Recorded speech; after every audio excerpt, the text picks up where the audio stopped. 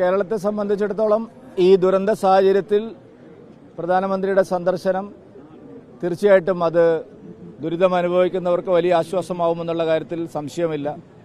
നേരത്തെ കേരളത്തിന് ഇത്തരം ദുരിതങ്ങളെല്ലാം ഉണ്ടായപ്പോൾ, അത് പുറ്റിങ്ങൽ ദുരന്തം ഉണ്ടായപ്പോഴും അതുപോലെ തന്നെ ഓക്കി ദുരന്തം ഉണ്ടായപ്പോഴും എല്ലാം നമുക്ക് പ്രധാനമന്ത്രിയുടെ സന്ദർശനം വലിയ ആശ്വാസം നൽകിയിട്ടുണ്ട്.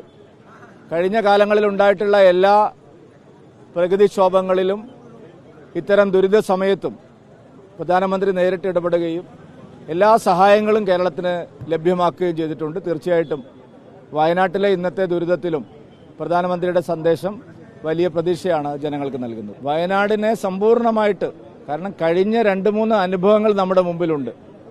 ആ പുനരധിവാസത്തിന്റെ കാര്യത്തിൽ നടന്ന മെല്ലെപ്പോക്കും അലംഭാവവും അത് ഇത്തവണത്തെ പുനരധിവാസത്തിൽ ഉണ്ടാവരുത് എന്നുള്ളതിൽ കാര്യത്തിൽ ഞങ്ങൾക്ക് നിർബന്ധമുണ്ട്.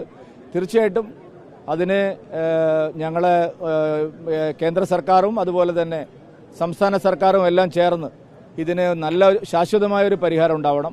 പൊളിറ്റിക്കൽ പാർട്ടി എന്നുള്ള നിലയിൽ ഞങ്ങളും കാര്യമായിട്ട് ഇക്കാര്യത്തിൽ ഞങ്ങളുടെ ഭാഗത്തു നിന്നുള്ള ഇടപെടലുണ്ടാവും. അല്ല, സംസ്ഥാന സർക്കാരിന് ഞാൻ പറഞ്ഞില്ല, അവർക്ക് യാതൊരു ധാരണയും ഇത് സംബന്ധിച്ചില്ല. പുനരധിവാസത്തിന്റെ കാര്യത്തിൽ സമ്പൂർണ്ണമായിട്ട് അവർ ഇരുട്ടിൽ തപ്പുകയാണ്. താൽക്കാലികമായ ആളുകളെ എങ്ങോട്ട് മാറ്റുമെന്നുള്ളതിനെ കുറിച്ച് പോലും ഒരു ധാരണയിലെത്തിയിട്ടില്ല. പിന്നീടാണല്ലോ സ്ഥിരം പുനരധിവാസത്തെക്കുറിച്ച്. ഇത് തന്നെയാണ് കഴിഞ്ഞ തവണയും സംഭവിച്ചത്. അതുകൊണ്ട് ഈ ഉപസമിതി കാര്യക്ഷമമല്ല. മന്ത്രിസഭാ ഉപസമിതി അവർ ചെയ്യേണ്ട ജോലിയല്ല ചെയ്യുന്നത്. അവർ 4 പേരും രാവിലെ എഴുന്നേറ്റ് പിന്നെ ചൂരൽമലയിലേക്കും മുണ്ടക്കൈയിലേക്കും ഓടുകയാണ് ചെയ്യുന്നത്. അവർ ശരിക്കും ചെയ്യേണ്ടത് കലക്ടറേറ്റിൽ ഇരുന്നു കൊണ്ട് ഈ കാര്യങ്ങളെല്ലാം ഏകോപിപ്പിച്ച് ആവശ്യമായ സ്ഥലം കണ്ടെത്തി എത്രയും പെട്ടെന്ന്, കാരണം അവിടെ രോഗം മാറിയിട്ട് ഇപ്പോഴും ക്യാമ്പിൽ കഴിയുന്ന ആൾക്കാരുണ്ട്, അവരെ പുനരധിവസിപ്പിക്കാനുള്ള നടപടിയാണ് മന്ത്രിസഭ ഉപസമിതി ചെയ്യേണ്ടത്. ബാക്കി പട്ടാളവും NDRFും പിന്നെ പോലീസും ഫയർഫോഴ്സും എല്ലാം ചെയ്യുന്ന സ്ഥലത്ത് പോയി അവിടെ അധികം നിൽക്കേണ്ട ആവശ്യമില്ല. 1 പ്രാവശ്യം 2 പ്രാവശ്യമൊക്കെ പോയി നോക്കുന്നത് സ്വാഭാവികം. ഇതെല്ലാ ദിവസവും രാവിലെ അവിടെ പോവുക, ഇതാണ് അവിടെ നടക്കുന്നത്. അതല്ല, ഈ 10 ദിവസത്തിനിടയിലും ഒരു കാര്യവും മുന്നോട്ട് പോയില്ല എന്നുള്ളത് നിങ്ങൾക്ക് തന്നെ പരിശോധിച്ചാൽ മനസ്സിലാവും. ദുരിതാശ്വാസ നിധിയിലേക്ക് പണം നൽകുന്നതിന് ഒരു കാലത്തും BJP എതിർത്തിട്ടില്ല. ഒരു കാലത്തും ഞങ്ങൾ എതിർക്കുകയില്ല. എന്തിനാണ് അങ്ങനെ പറയുന്നത്? ദുരിതാശ്വാസ നിധിയിലേക്ക് പണം അധികം ലഭിക്കാത്തത് മറ്റുള്ളവരുടെ കുറ്റം കൊണ്ടല്ല, സർക്കാരിൻ്റെ കുറ്റം കൊണ്ടാണ്.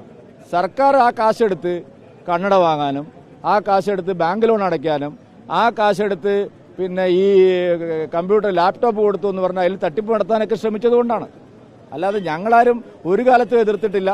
ഏതെങ്കിലും ഒരു കാര്യം ചൂണ്ടിക്കാണിച്ചാൽ നിങ്ങൾ പറയുന്നതിന് ഞാൻ മറുപടി പറയാം. BJPയോ സംഘപരിവാർ സംഘടനകളോ ഒരു കാലത്തും ദുരിതാശ്വാസ നിധിയെക്കുറിച്ച് ഒരു വാക്ക് പോലും പറഞ്ഞിട്ടില്ല. ഞങ്ങളങ്ങനെ പറയുകയുമില്ല.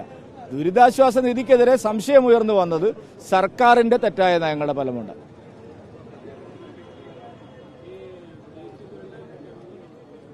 ദേശീയ ദുരന്തമായി പ്രഖ്യാപിക്കാൻ കഴിയില്ല എന്ന് നമ്മുടെ മുല്ലപ്പള്ളി രാമേന്ദ്രൻ തന്നെയാണ് 2013 പാർലമെന്റിൽ വ്യക്തമാക്കിയത്.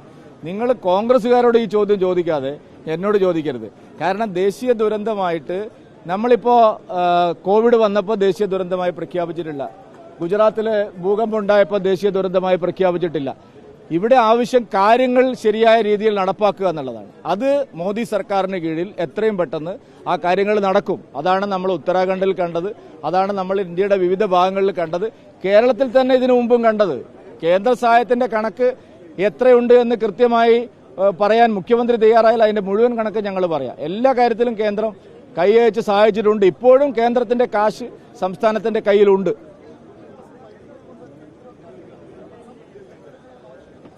അല്ല, അങ്ങനെ ഇപ്പോൾ പറയാൻ സാധിക്കില്ല. കാരണം സംസ്ഥാന ഗവൺമെന്റ് ഒരു പ്ലാൻ പറയട്ടെ, അപ്പോൾ നമുക്ക് ബാക്കി കാര്യങ്ങൾ പിന്നീട് ചർച്ച ചെയ്യാം.